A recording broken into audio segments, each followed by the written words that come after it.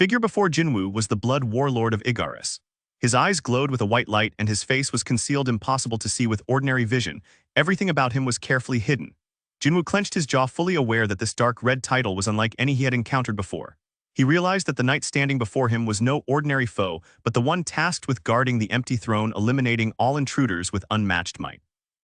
He couldn't ignore the fact that the knight was walking directly toward him with clear intent, causing his muscles to tense. Without hesitation, the Blood Knight swung his massive weapon, clearly aiming to end the fight quickly. Jin-Woo reacted, instantly dropping low to the floor to avoid being cut to pieces. The sheer impact of the swing sent chunks of rock flying from the dungeon walls, shaking the ground with terrifying force. Jin-Woo likened the destroyed pillars to tofu, so effortlessly had the knight cleaved through them. Realizing this opponent was not just powerful, he was something else entirely. Without wasting a moment, Jin-Woo attempted to damage the knight's armor, but his blade failed to make even the slightest cut, leaving behind only a faint gilded mark. As he reeled from that failure, he noticed the knight's speed and cunning. Before he could react, the knight's weapon was already slicing toward him again.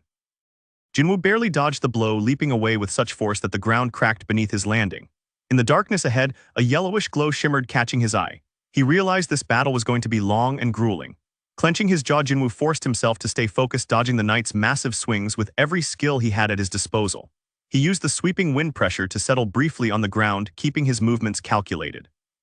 Meanwhile, the Blood Knight turned his back momentarily, as if searching for him, giving Jin-Woo a brief window to think. He recognized that armor limited movement for anyone with less than 80 points in strength, and this opponent was clearly far beyond that. His strength and agility both surpassed Jin-Woo's by a wide margin. Jin-Woo hadn't anticipated such an overwhelming difference in power. He doubted he could defeat this knight with a weapon alone, but he had another option.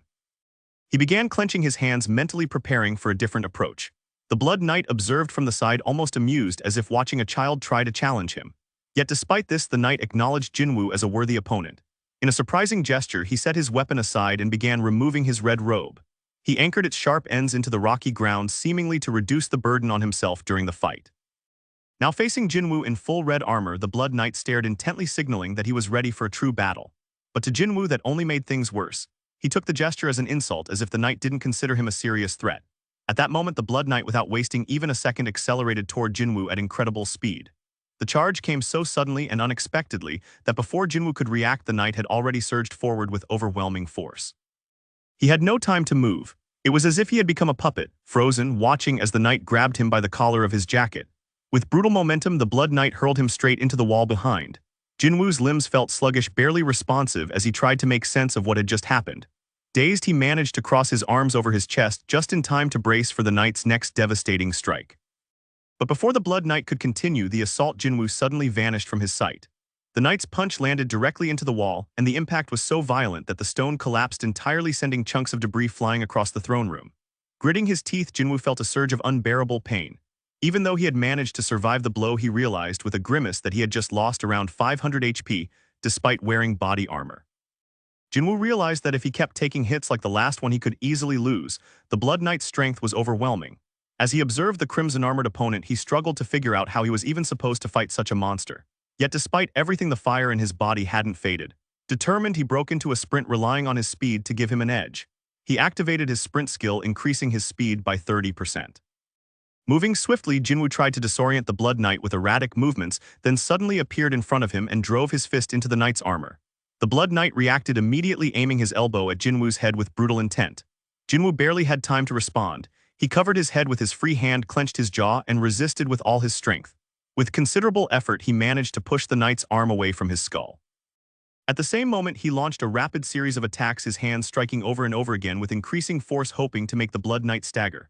But in the middle of this onslaught, Jin-Woo lost track of his surroundings. That split second cost him. The Blood Knight swung his weapon and struck him directly in the head with tremendous power.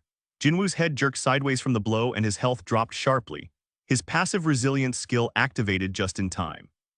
He noted with a flash of optimism that the skill had increased his defense, giving him a sliver of hope.